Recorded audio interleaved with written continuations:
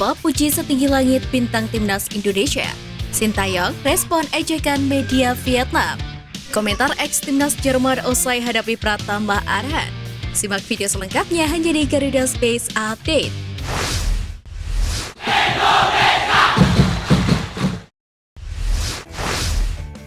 Timnas Putri Indonesia U19 harus mengakui keunggulan Thailand di semifinal Piala AFF Putri U19 2023. Pada laga yang digelar di Stadion Gelora Sriwijaya Jakabaring Palembang tersebut, Garuda Pertiwi harus takluk dengan skor 1-7.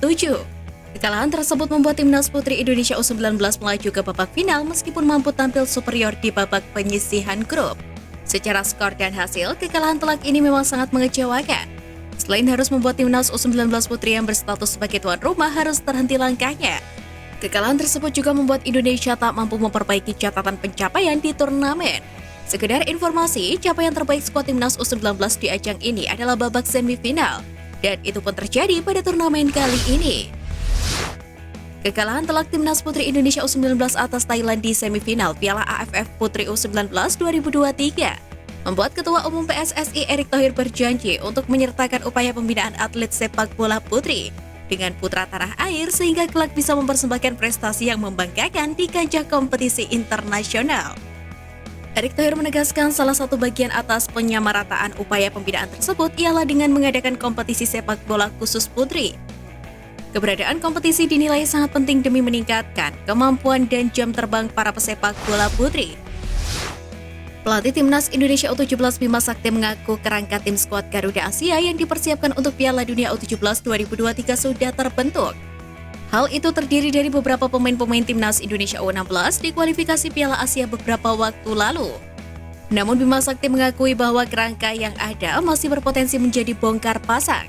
Ex-gelandang Timnas Indonesia tersebut mengaku membutuhkan pemain-pemain tambahan agar kriteria skuad Timnas Indonesia U17 sesuai standarnya. Untuk itu, seleksi skuad Garuda Asia saat ini tengah digeber di 9 kota. Selain para talenta lokal, Bima Sakti juga menggelar seleksi di Jakarta bersama pemain keturunan. PSSI saat ini berpacu untuk membentuk skuad Garuda Asia, sebab Piala Dunia U17 akan berlangsung pada 10 November sampai dengan 2 Desember. Usai berjalan 5 hari, seluruh pemain yang mengikuti training camp sekaligus seleksi berjalan Timnas Indonesia U17 tampak bersemangat dan antusias melahap menu latihan yang diberikan pelatih. Pelatih Bima Sakti menilai kondisi skuad asuhannya telah membaik. Hal itu terlihat usai menjalani tes kesehatan, psikotes, dan penguatan. Bima Sakti memastikan bahwa skuad Garuda Asia bakal melakoni internal games pada akhir pekan ini. Seleksi Timnas Indonesia U17 di Jakarta sendiri direncanakan hingga tanggal 28 Agustus mendatang. Pada tahap awal ini, sebanyak 34 pemain telah dipanggil. Namun akan ada degradasi pemain selama TC berlangsung. Bima Sakti memastikan bakal mencari komposisi terbaik untuk Timnas Indonesia U17 yang nantinya akan menjalani pemusatan terakhir di Eropa. Pelatih Timnas Indonesia Sintayong merespon ejekan media Vietnam yang menganggap skuad Garuda menjadi tim paling lemah di grup D Piala Asia 2023. Namun untuk membalas hal tersebut, Sintayong sudah mengantisipasi ejekan yang datang. Tepat setelah drawing, pelatih asal Korea Selatan itu telah menyebut jika grup D adalah grup berat yang harus Indonesia hadapi. Sintayong juga menilai jika peluang untuk lolos dari babak fase grup masih 50-50. Gelaran Piala Asia sendiri akan mulai digelar pada 12 Januari hingga 10 Februari 2024 mendatang. Dijadwalkan Indonesia akan berhadapan dengan Irak di laga perdana pada 15 Januari, Vietnam pada 19 Januari, dan Jepang pada 24 Januari 2024. Menarik untuk menantikan penampilan Timnas Indonesia bersama Sintayong untuk membungkam media Vietnam tersebut. Federasi tertinggi sepak bola dunia FIFA memberikan pujian khusus untuk bek kiri Timnas Indonesia Pratama Arhan yang tampil bersama Tokyo Verdy saat melawan FC Tokyo di ajang Piala Kaisar 2023. Melalui laman resminya, FIFA menyoroti aksi lemparan jauh Pratama Arhan yang membahayakan lawan. Diketahui hal tersebut bukan kali pertama FIFA menyoroti aksi punggawa Timnas Indonesia. Sejak memiliki progres yang signifikan di bawah asuhan Sintayong, FIFA kerap memantau perkembangan punggawa Garuda yang dinilai memiliki potensi lebih.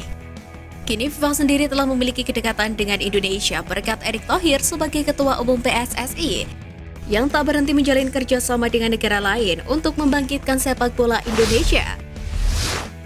Ex-timnas Jepang Yuto Nagatomo tampil sejak menit pertama saat FC Tokyo menghadapi Tokyo Verdy yang diperkuat oleh Pratama Arhan dalam babak 16 besar Piala Kaisar 2023. Menariknya, Pratama Arhan nyaris membuat malu Yuto Nagatomo.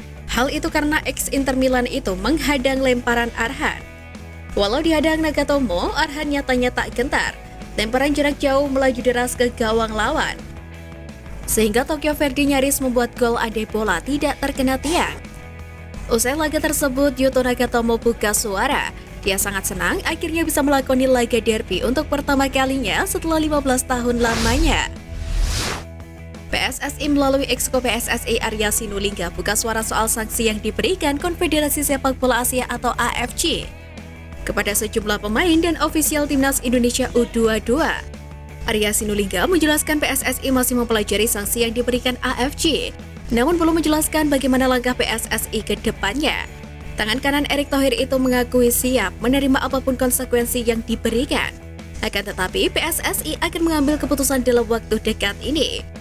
Diketahui dalam keterangan AFC ada 3 pemain Timnas Indonesia U22 yang terkena hukuman, yakni Titan Agung, Komang Teguh, dan Taufani Muslihudin. Lalu ada 3 ofisial yakni Tegar Diokta, Ahmad Nizar, dan Toit Sarnadi.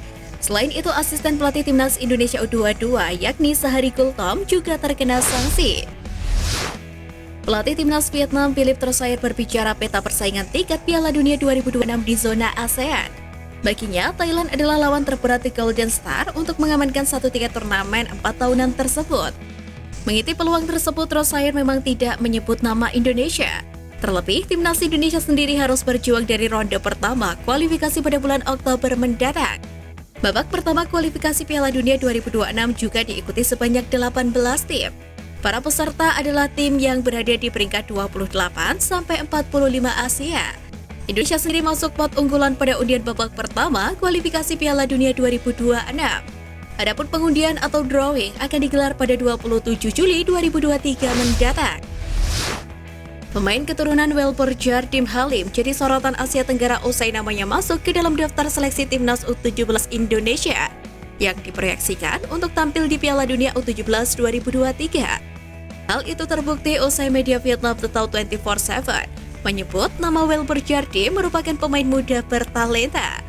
Media tersebut menilai Welper Jardim layak dianggap sebagai Neymar Indonesia lantaran memiliki gaya permainan dengan teknik seperti Neymar dalam mengolah si kepala bundar di rumput hijau.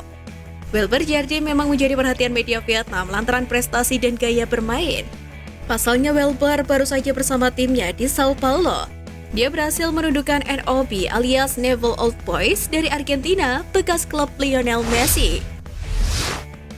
Sekian Flash News kali ini Sobat Garuda, mari terus dukung perjuangan Timnas Indonesia. Nantikan Flash News edition dari Garuda Space selanjutnya. Terima kasih dan salam olahraga.